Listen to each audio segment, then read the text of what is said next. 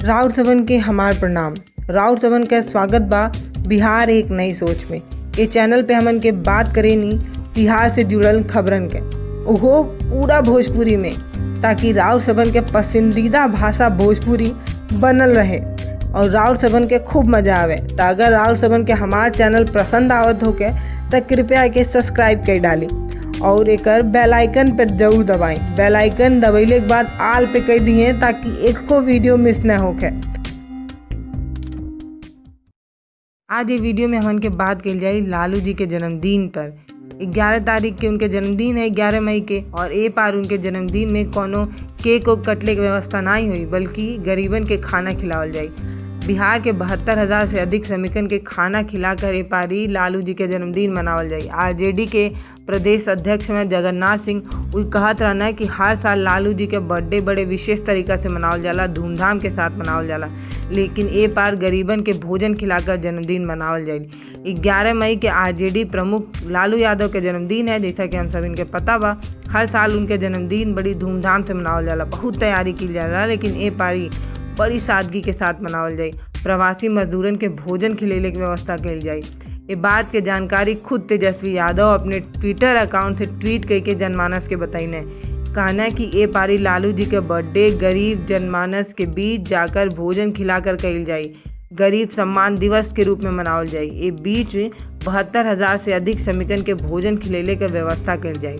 ये ट्वीट के जरिए तेजस्वी यादव भाजपा पर तीखा प्रहार करत रहना है। वो यो कहना है कि जैसे हमन के एक साथ 144 करोड़ रुपए नहीं खर्च कर सकीना, 72,000 LED स्क्रीन नहीं मंगा सकीना, बल्कि गरीबन के भोजन करावल चाहते हैं। गरीबन के भोजन कराकर गरीब सम्मान दिवस के रूप में लालू जी के बर्थडे मनाए। और यो कहना है कि ऐसे गरीबन के सम्मान हुई, उनके प्लेट में खाना पहुंची।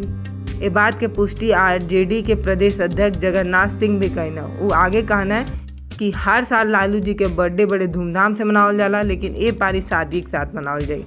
आगे ये कहना है कि ए पारी केक नहीं कटी, बल्कि केक की जगह गरीबन के भोजन परोसल जाए। जौन थाली के बजा कर जनता बीजेपी की वर्चुअल रैली का प्रतिकार कैलस, वही थाली में अब भोजन परोस के उनका सम्मान कल जाए। और एक कार्यक्रम का नाम हुई गरीब सम्मान।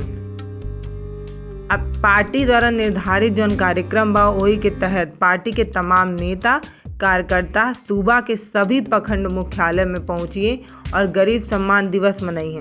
एक आयोजन करिए और हर सूबा के पे 151 मजदूरन के भोजन करावल जाए।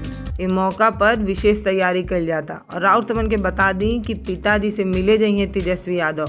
जगन्नाथ सिंह ये बताइना है कि 11 जून के नेता प्रतिपक्ष यानी कि तेजस्वी यादव सड़क मार्ग से बिहार से रांची के रवाना हुई हैं और वहां जाकर अपने पिता और आरजेडी के प्रमुख लालू यादव से भेंट करिए और उनके 73वां जन्मदिन के बधाई दिए। इस दौरान तेजस्वी यादव जन्मदिन के अवसर पर पार्टी के तरफ से जो तैयार कई गई बा, वहाँ के 72,000 बूथन के कार्यकर्ता के सूची सौंपी हैं।